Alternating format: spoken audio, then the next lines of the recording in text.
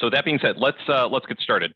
So thanks everybody for joining. My name is Colin Day. I'm a financial advisor with Correct Capital Wealth Management here in beautiful St. Louis, Missouri. You are coming to me today for the webinar called Cold Hard Cash and what to do with it. And the whole reason that I wanted to talk about this in our quarterly webinar series is we've just found this situation where people are just trying to be productive with cash, more specifically. And we'll get into a definition of what I mean by that in a moment. But really, it's just the idea that we want to feel like we're moving forward even when things are moving backwards, if that makes a little bit of sense. When it feels like the market is working against us, economic forces are working against us, how do we do something that makes us feel maybe a little bit better about our situation? So regardless of what's going on in the stock market, regardless of what the debt ceiling talks are yielding, we want to make sure that the clients that we serve, like you all that are on this call, have some idea as to what are some ways that we can better ourselves when, again, it feels like everything is working against us. So this webinar is being recorded, so I will be loading this onto YouTube probably within the next couple of weeks or so. So be on the lookout for that. If you don't subscribe to our YouTube channel, if you just type in Correct Capital Wealth Management, we should pop up for you. And then the webinar will be loaded hopefully within the next couple of business days, but it will be up shortly as soon as we can get that to work out. So without further ado, we're going to jump into this because I know time is of the essence. So as we work through this, if you do have questions, feel free to type them in the chat. If you wouldn't mind holding any voice questions until the very end. If at the end of this you feel, I probably need to have a one-on-one with Colin, just feel free to give me a call or shoot me an email. My contact information will be at the end of the presentation. So for today's conversation, we're going to talk about what's going on with cash. Why is it such a high priority item, or maybe a higher priority item than normal? Why it's important to have cash, what it means to be productive with cash. We're going to go through some ideas for what to do with your cash, and then we'll talk about questions at the very end. So what's going on with cash lately? So, between stories of bank failures, rising interest rates, inflation, cash for us as financial advisors has become more and more of a concern. Traditionally, people work with financial advisors with stocks, with their mutual funds, things like that, retirement plans. But what we're forced to do, of course, is work with all of the things that are tangential to money, and the most basic form being the cash sitting in your bank account, cash in your savings account, and trying to find ways that we can be better off by utilizing them. Speaking of bank failures, we've got a couple of examples right here. Unfortunately, we've had quite a lot of negative press when it comes to banks over the past, let's call it a couple months here. Each one of these banks that are on this slide are basically depicting a different kind of story, but the reality is that these investors don't really care. If you were a person that had money at any one of these banks, you felt the hurt through a transition, through FDIC communications, just trying to figure out what to do with your money. And we don't want that for any of us. And what we found, reading the stories of these three bank failures, is that one of the things that gets affected the most is the fact that FDIC coverage on your accounts generally is only going to cover the first $250,000 that you have at your bank. There's some nuance to that, joint accounts, different kinds of titling. But for those, especially business owners that had significant cash reserves, they were the ones that were hit the hardest by this. So finding additional solutions became more important especially for those groups.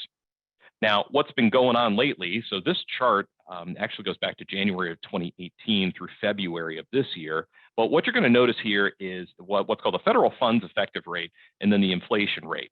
So back in 2018, the federal funds rate, so this is overnight lending rate, this rate was fairly low. It was actually lower than what we see from inflation, and generally it is.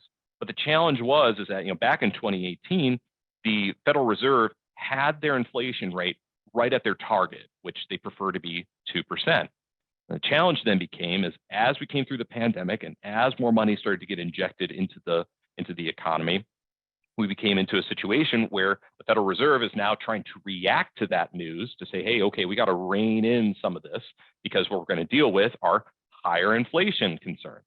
And that's exactly what we experienced in 2022. And you can see that in this the federal funds rate in 2022, the black line underneath started to really ramp up as we got through the year, and even still, it's still continuing to increase slightly in an attempt to curb the inflation rate that we saw. And then by February of 2026, the annualized rate of inflation was already at 6.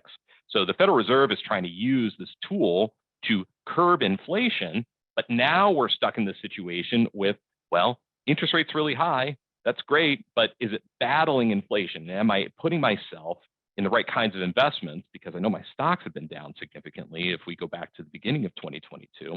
What am I doing with the rest of my money where I'm at least earning something to battle not only the fact that my portfolio is down, but then also that inflation has been picking up here.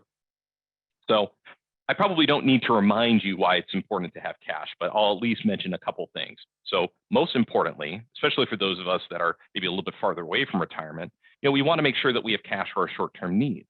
So for most, that's going to be an emergency fund. So when something like your car breaks down, or maybe you need to replace the vehicle, we have some money on the side to, either at least tow that vehicle to someplace, or to help us afford the down payment. And then we might also have things like short-term projects. So like a bathroom remodel, where we're thinking, hey, I don't know what's going to happen over the next year in the market. Do I really want to put my money into the stock market? Would it be better off for me to have the money in something available in liquid so that I could make sure that the money can work for me? So in the case of an emergency fund, the general guideline depends on if you are a single earning household or a dual income household. So if you're a single individual living by yourself, or maybe you have children, well, it might be encouraged to have at least 6 months of expenses.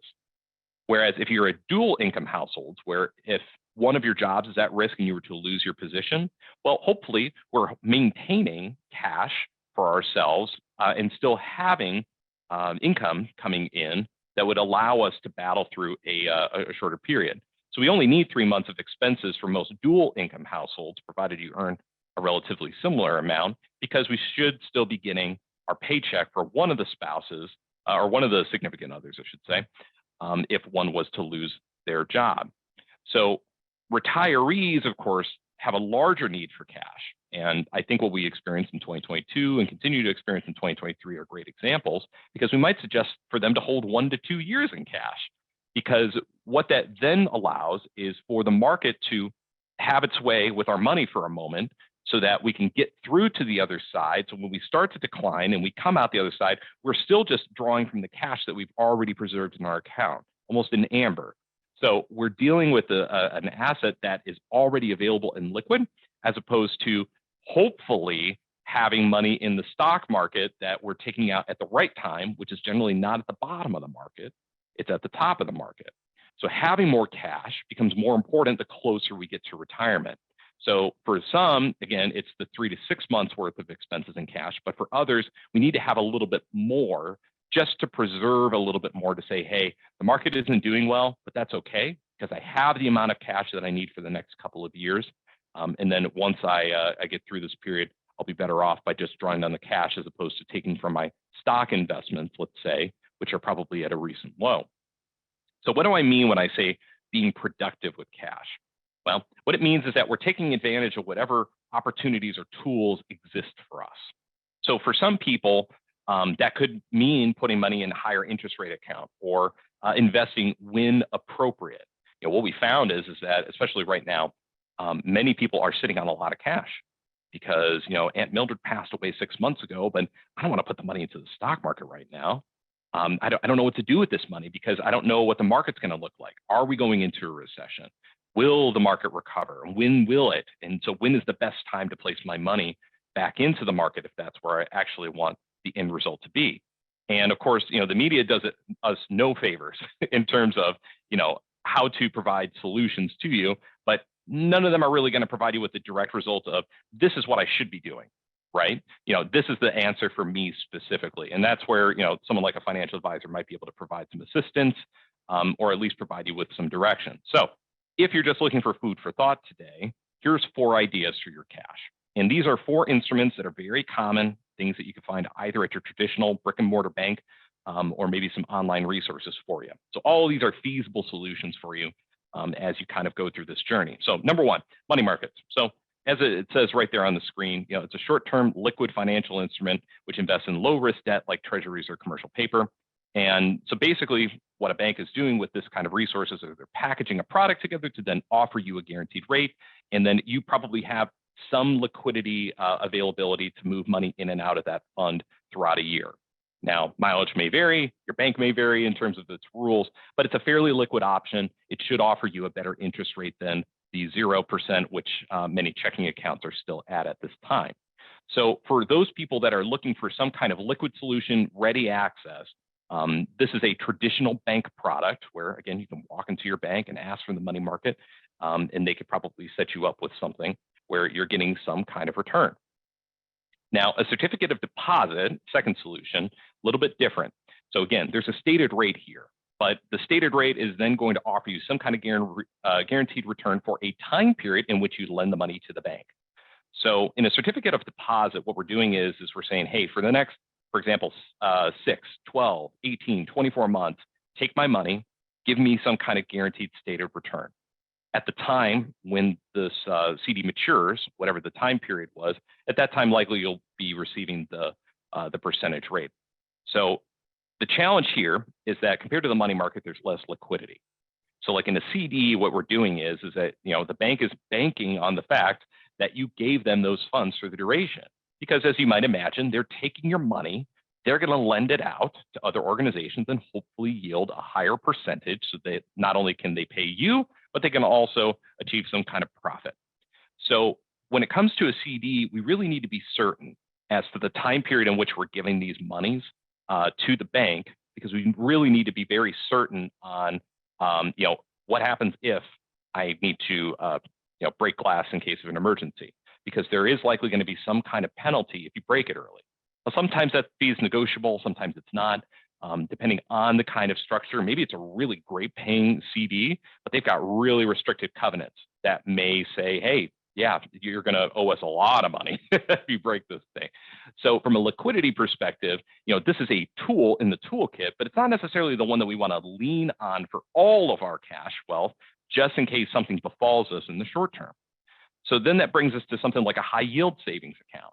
Now, high yield savings accounts, as I'm going to define it, are online banks, okay? And so the part of the reason why these online banking institutions are able to offer likely a higher yield, a higher percentage than what you're going to find at your local bank is because of the fact that they don't have all those overhead expenses of actually maintaining properties, having the ATM, having the people staff the bank. So, but it's not to say that we should eschew traditional banking for 100% online banking, because there's still a reason that you want to go to your local bank. You still want to build the relationships with your relationship bankers, your lenders, things like that, because that's still an important part, because they're going to know you better than the online banks. And that's really what you're losing by participating and working with an online institution.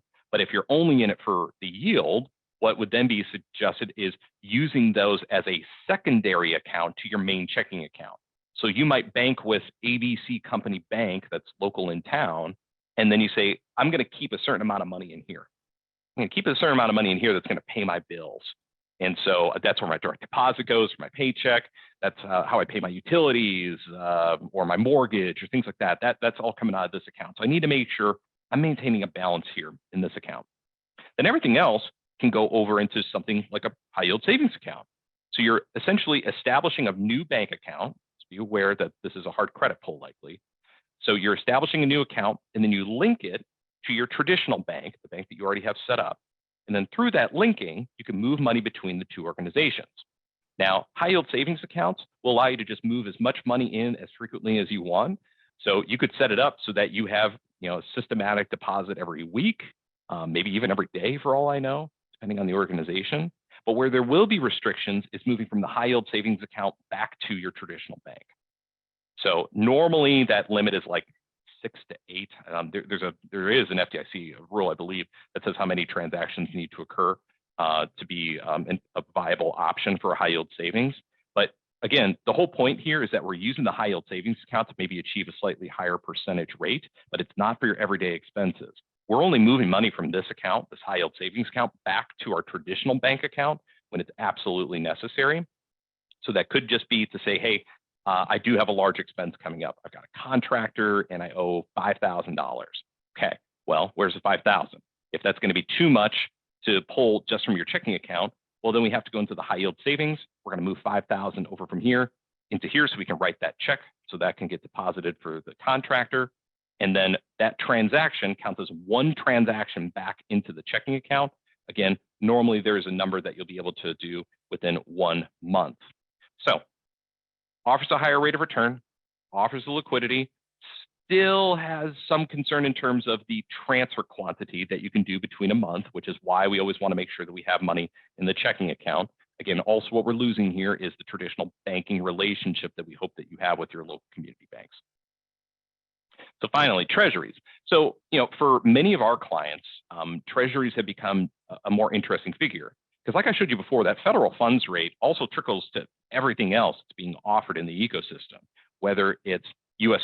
Treasury notes, bonds, bills. It could be your mortgage expenses. It could be your auto loans. It could be anything. So all of the things that the Federal Reserve is doing is contributing to increasing percentage rates, which includes like on bank accounts or like we're talking about right here, U.S. Treasuries. So it is one of the safest products to invest in. Now, it does not have FDIC insurance, but it is backed by the full faith and credit of the U.S. government. So you would imagine, again, pushing the debt ceiling talk to the side for a moment, because that could have been a very big issue literally today. We're in a situation where you're basically saying, hey, it's the U.S. government. The U.S. government defaults. We're probably in a much bigger situation that probably draws our attention as opposed to just worrying about our bank accounts at that moment. So U.S. Treasury rates are going to fluctuate. So depending on the duration, all these things come into play. There are certain kinds of instruments called Series I bonds that are all based on inflation, which have been very popular in the short term. Now they can be purchased through the U.S. government directly through like treasurydirect.gov. It's a bit of an archaic website. Many instruments, however, are able to be purchased through a financial advisor or a Fidelity login, things like that. So there are some ways that, and of course banks probably too, but there are some ways to interact with these. And really, again, the biggest difference here is saying, hey, I'm still purchasing something for a certain period of time. And still the intention here. So kind of like a CD in that regard. You could purchase them for different durations and frequencies and for different dollar amounts. There might be minimums depending on the organization you're working with. So with here, the reason that many of our clients are looking at Treasuries is because they're generally providing the highest interest rate, at least over the past 12 months. So if we're looking 12 months forward and we can restrict some funds, we might be interested in using something like a Treasury because it provides better interest rates. But again, if you're dealing with like a financial advisor, then you're basically saying, hey, I'm giving the money to the advisor to then do this thing. What happens if I need this? And then I've got to work through an intermediary to get my money, as opposed to saying, hey, I've got it all set up through my bank account arrangements. So if you haven't, gotten the gist of this, all four of these options here are, there's good points and there's bad points. So it really depends on your personal situation as to which one of these solutions, or if any of these solutions are appropriate for you. It's more or less the fact that, hey, I've got the emergency savings set aside. I have the amount of money that I need to be able to pay my bills. Once we cross from that, then we get to entertain more of these options and start to see what's interesting out there. But it really comes down to, okay, knowing your situation first, which then allows us to say, okay, maybe these are some of the things that we should be considering for you. So I'm going to leave it here with, but what about my 401k? Many of you on this call either participated in a 401k plan in which we're the advisor, or maybe you're nearing retirement and you're just interested in knowing what to do with cash. So in a 401k plan, you likely have some kind of cash option. So for some, that's going to be called like a stable value fund or a fixed fund or just a money market. It's pretty common to have this on there. Not all retirement plans are designed the same. So if you have a plan that is a little bit more aggressive, maybe the most conservative thing you have is like a bond mutual fund, as an example. But most are going to have something along the lines of that second bullet point on the slide.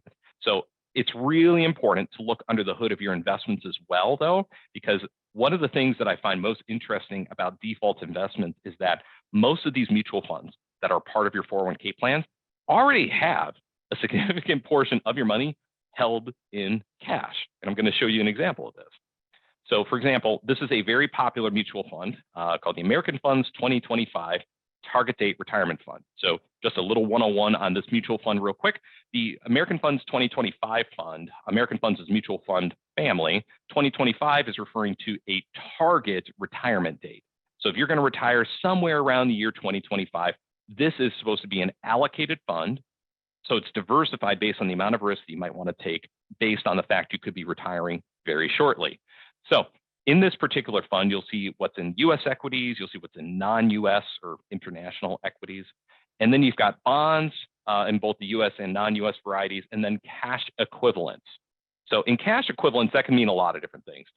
But for our purposes, let's just assume it's some kind of very conservative, low interest rate paying vehicle, treasuries, different kinds of commercial paper, things like that.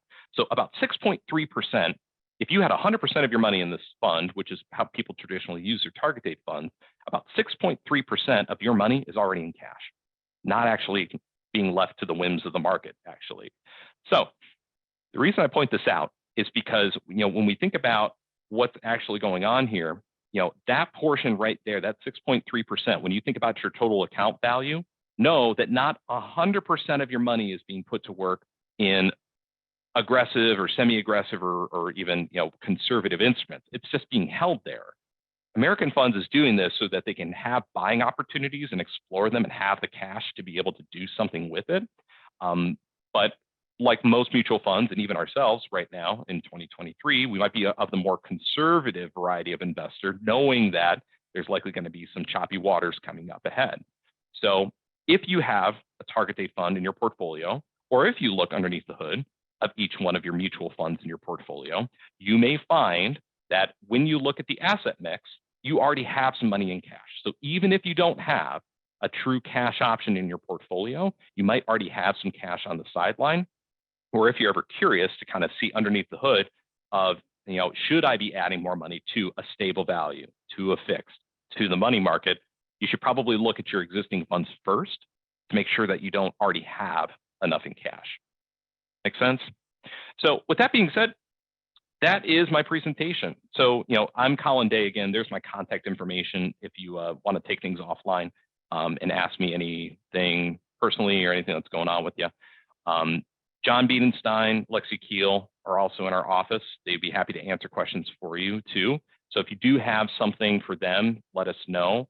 I'll stop talking for a moment just to see if there are any questions from the group. Feel free to use the chat function if that's easiest for you. If you wish to unmute yourself and ask a question, that is also okay.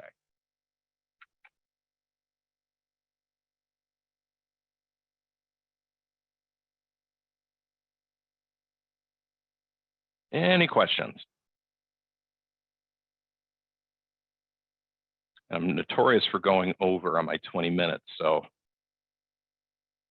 I did go over. I definitely went over, but this was actually pretty good for me. Hopefully I didn't rush through any of this. Again, this meeting is being recorded, so if you did want to review anything, again, within the next, hopefully a few business days, it should be loaded onto YouTube. All right, going once. Twice? All right. Well, if anybody needs to reach out to me, colin@correctcap.com is going to be the best way to reach me. I am going on vacation for a little while, so if you do reach out and I don't respond right away, that's why. But I'll be happy to either conduct a meeting with you or to answer your phone or email messages whenever you're able to. So thank you all for attending today. I greatly appreciate it. If there are any questions, feel free to reach out. Otherwise, have a great rest of your afternoon. Have a great week. Thank you.